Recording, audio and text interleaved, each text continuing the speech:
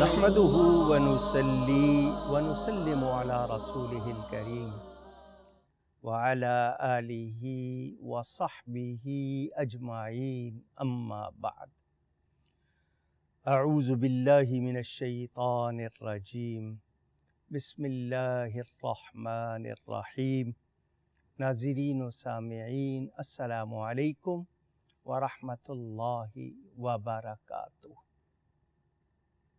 انسان بڑا جلد باز مزاج ہے۔ قیامت کے بارے میں معلومات کتنی ہیں، اور اگر نہیں ہیں تو کیوں نہیں ہیں؟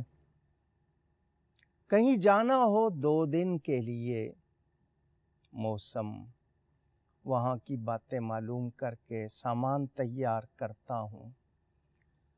میں نے جانا ہے، مجھے دشواری نہ ہو، کوئی چیز مانگنی نہ پڑے، میرے لیے آسانیاں رہیں، اور یہ معلوم ہے کہ ہمیشہ کے لیے یہاں سے جانا ہے۔ آخرت پر یقین ہے، قیامت پر یقین ہے۔ کوئی تیاری ہے؟ کورونا کا ڈر، ماسک بھی لگائیں، سینیٹائزر، وہ ایک لیکوڈ ہوتا ہے، جلد پر لگا لیں تو جراثیم اثر انداز نہیں ہوتے، وہ ایک طے بن جاتی ہے۔ اور کیا کیا ہے؟ سوشل ڈسٹینسنگ ہے۔ ہجوم سے گھبرا رہا ہوں، قیامت سے کیوں نہیں ڈر رہا؟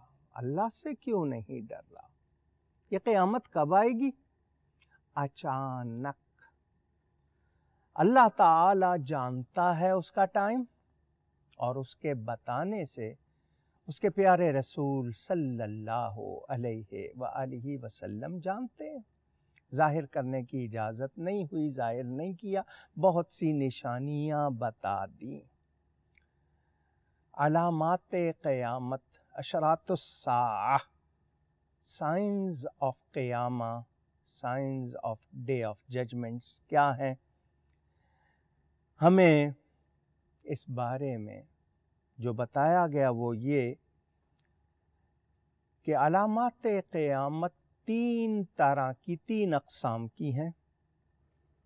پہلی، ظاہر ہو کر ختم ہو گئیں، یہ علامات بعیدہ کہلاتی ہے۔ شروع سے ذکر ہوتا آ رہا ہے، قیامت قریب ہے، قیامت قریب ہے، کیونکہ نبی پاک صلی اللہ علیہ وسلم نبی آخر الزمان، ان کے بعد کوئی اور نبی نہیں، تو اب حضور کا فرمان انا والساعۃ کہاتین، میں اور قیامت اس طرح جیسے یہ 2 انگلیاں، ان 2 انگلیوں کے درمیان تیسری کوئی چیز نہیں، میرے اور قیامت کے درمیان کوئی اور نبی نہیں، اور زیادہ فاصلہ بھی نہیں۔ تو پہلی وہ جو ظاہر ہو کر ختم ہو گئیں، یہ علامات بعیدہ کہلاتی ہے۔ دوسری، ظاہر ہو کر ختم نہیں ہوئیں، بلکہ ہر دور میں زائد اور تکمیل کے مراحل میں ہیں، یہاں تک کہ منزل مقصود تک پہنچے۔ تیسری، یہ علامات قریبہ اور کبیرہ، قریب کی علامتیں اور بڑی علامتیں کہلاتی ہیں۔ ان کے مکمل ہونے پر قیامت قائم ہو جائے گی۔ ان کو میں ایک اور طرح بھی آپ کے سامنے پیش کرتا ہوں۔ علامات صغرا اور علامات کبریٰ، چھوٹی نشانیاں اور بڑی نشانیاں، معتاد اور غیر معتاد بھی کہا گیا۔ آسانی کے لیے یہ 2 حصوں میں تقسیم کر دیا گیا، یعنی چھوٹی اور بڑی۔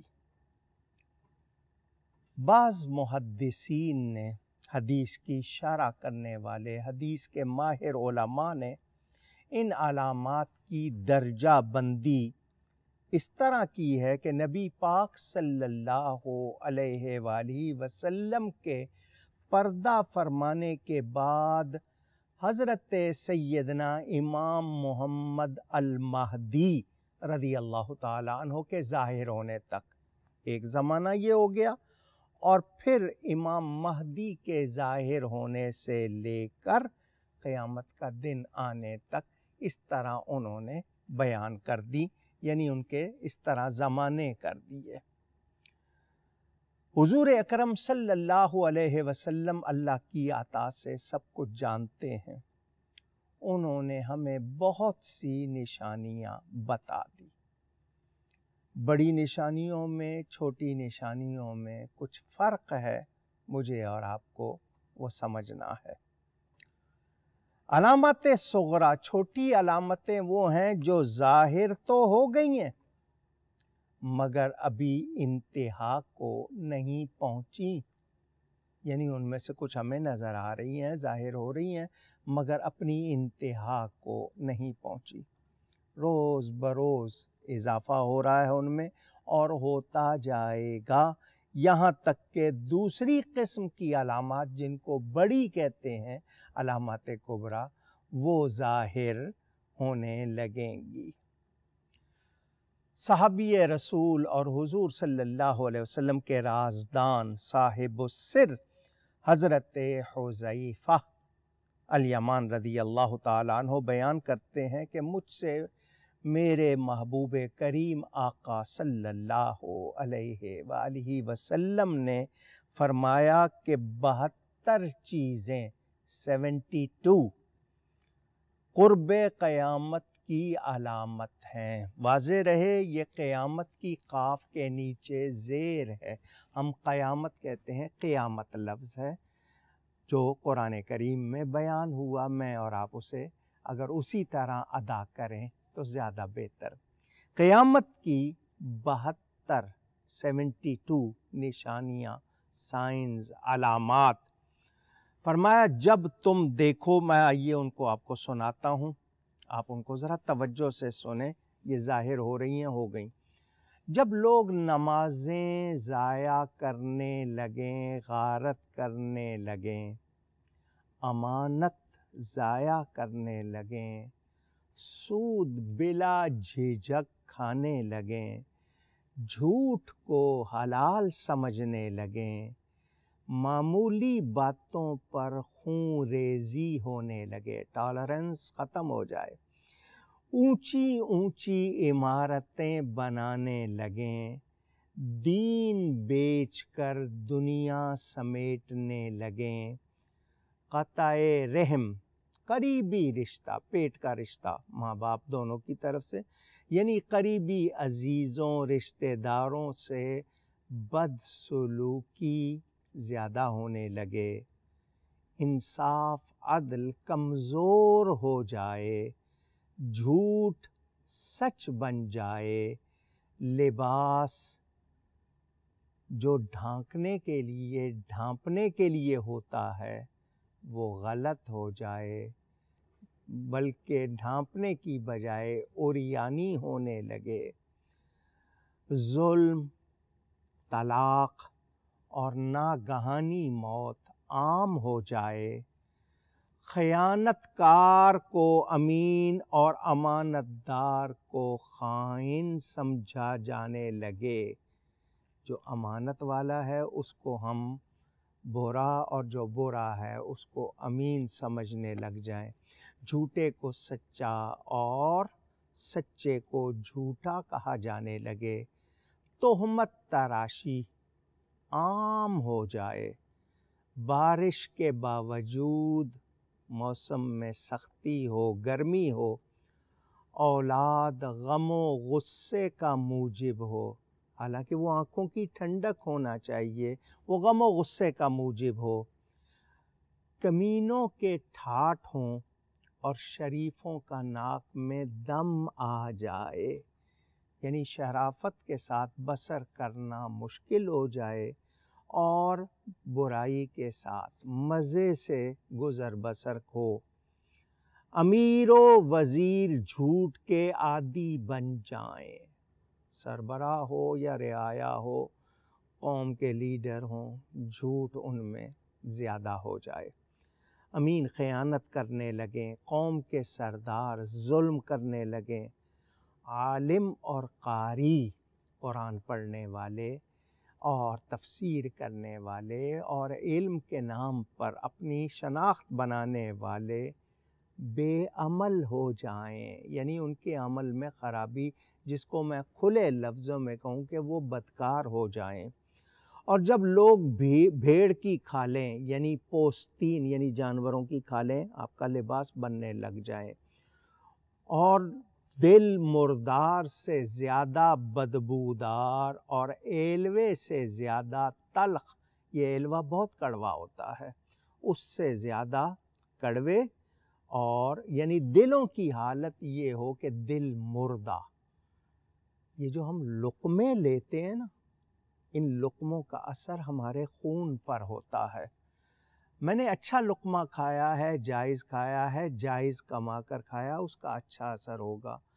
کمائی غلط ہے، رشوت ہے، بھتہ ہے، زبردستی چھینا ہے، لوٹ مار کی ہے، یا ناجائز کمائی کی ہے، اور پھر میں چاہوں کہ نہیں بہتری ہو، ایسا نہیں، خون پر اثر ہوتا ہے، ضمیر مردہ ہو جاتے ہیں، پھر احساس نہیں ہوتا گناہ کا، پھر شرم و حیا نہیں رہتی، تو دل مردار ہو جائیں۔ اس وقت اللہ تعالیٰ لوگوں کو ایسے فتنے میں ڈال دے گا، فتنے کا مطلب آزمائش، ایسی چیزوں میں مبتلا کر دے گا جس میں یہودی ظالموں کی طرح بھٹکتے پھریں گے۔ اندازہ کریں، میرے آقا کریم صلی اللہ علیہ وسلم نے سب اشارے فرما دیے۔ فرمایا سونا عام ہو جائے گا، چاندی کی مانگ ہوگی، گناہ زیادہ ہو جائیں گے، امن کم ہو جائے گا، مصحف قرآن کریم کے نسخے کو بہت اچھا چھاپا جائے گا، بہت اچھا سجایا جائے گا، مگر اس کو پڑھنا اور اس پر عمل کرنا کم ہو جائے گا۔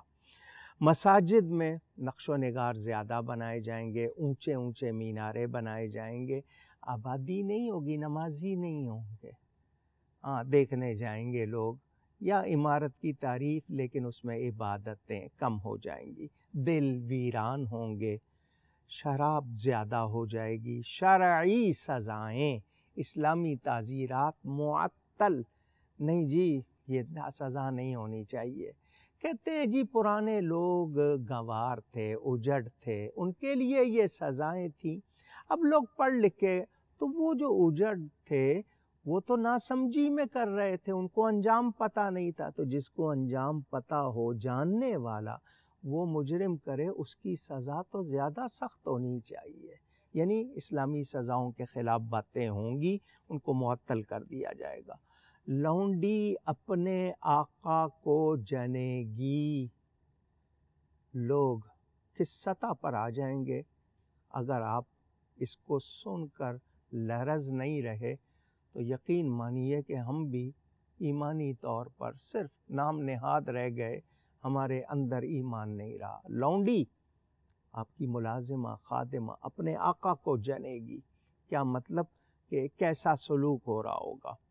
جو لوگ کسی زمانے میں برہنہ پا یعنی ننگے پاؤں، اور لباس بھی ان کے پاس پورا پہننے کو نہیں ہوتا تھا، وہ بادشاہ بن بیٹھیں گے۔ نشانیاں سنتے جائیے اور ارد گرد دیکھتے جائیے، یہ وہ نشانیاں ہیں نا جو ظاہر ہو چکی، ہو رہی ہیں، اور ان میں اضافہ ہو رہا ہے، ابھی اپنی انتہا کو نہیں پہنچی ہے۔ زندگی کی دوڑ اور تجارت میں عورت مرد کے ساتھ شریک ہو جائے گی، یعنی کھلم کھلا کاروبار ہوں گے۔ عورت کا کاروبار کرنا برا نہیں کہا گیا ہے، مگر اس طرح شراکت کے لوگ اوپنلی کھلم کھلا آئیں گے، اور بغیر وہ جو وزاداری یا حیا کے کاروبار ہو رہے ہوں گے۔ مرد عورتوں کی نقالی پر فخر کریں گے، اور عورتیں مردوں کی شباہت آزادانہ اختیار کریں گی۔ کیا مطلب؟ لڑکوں کے بال لمبے ہوں گے، ہاتھوں میں کڑے ہوں گے، یا زیور پہننا شروع کر دیں گے، لباس عورتوں والا، ان کی شکل بنانا، وضع بنانا، شیپ جس کو کہتے ہیں، اور عورتیں مردوں والی، یہ قیامت کی نشانیاں بیان کی گئی ہے۔ غیر اللہ کی قسمیں کھائی جائیں گی، قرآن کے سوا، اللہ کے سوا کسی کی قسم کھانا جائز نہیں، لوگ چیزوں کی، دوسروں کی قسمیں کھائیں گے۔ مسلمان بھی بغیر کہے جھوٹی گواہی دینے کو تیار ہوگا۔ میرے آقا کریم صلی اللہ علیہ وآلہ وسلم سے پوچھا گیا کیا مسلمان گناہ گار ہو سکتا ہے؟ فرمایا ہاں گناہ کر سکتا ہے، لیکن میرے آقا سے پوچھا گیا کیا مسلمان جھوٹا ہو سکتا ہے؟ فرمایا نہیں۔ تو یہ بات قیامت کی نشانی کہ مسلمان ہو کر جھوٹی گواہی دے گا، یعنی یہ بھی قیامت کی نشانیوں میں سے ایک نشانی۔ اور صرف جان پہچان والوں کو سلام کیا جائے گا، حالانکہ مسلمان کو سلام کرے، بڑا چھوٹا عمر کی قید نہیں، مگر صرف جان پہچان والوں کو سلام کریں گے۔ حالانکہ یہ محبت کی چابی تھی، ہم نے یہ بھی اپنی طرف سے رخصت کر دی۔ یہ نشانیاں ابھی جاری ہیں، میں نے ان میں سے کچھ بتائی ہیں، مزید انشاءاللہ بتاؤں گا۔ یہ کیوں بتا رہا ہوں؟ کورونا وائرس ہے ہمارے ارد گرد اور ہمیں موت کا ڈر ہو رہا ہے۔ اور کس چیز کا ڈر ہے؟ یہی ڈر ہے نا کہ مر جائیں گے، اور ڈرایا اس طرح جا رہا ہے کہ جی آپ کوئی جنازہ نہیں ہو سکے گا، غسل نہیں ہو سکے گا، عجیب سی باتیں، اور ہم گھبرا رہے ہیں۔ کیا ہم ان باتوں کو سن کر ڈرے یا ڈر رہے ہیں؟ آپ بھی اور میں بھی سوچیں۔ مجھ سے گفتگو میں کوئی غلطی ہوئی ہو، اللہ کی بارگاہ میں توبہ کرتا ہوں۔ بیان جاری ہے، آئندہ نشست میں ملاقات ہوگی۔ والسلام علیکم ورحمۃ اللہ وبرکاتہ۔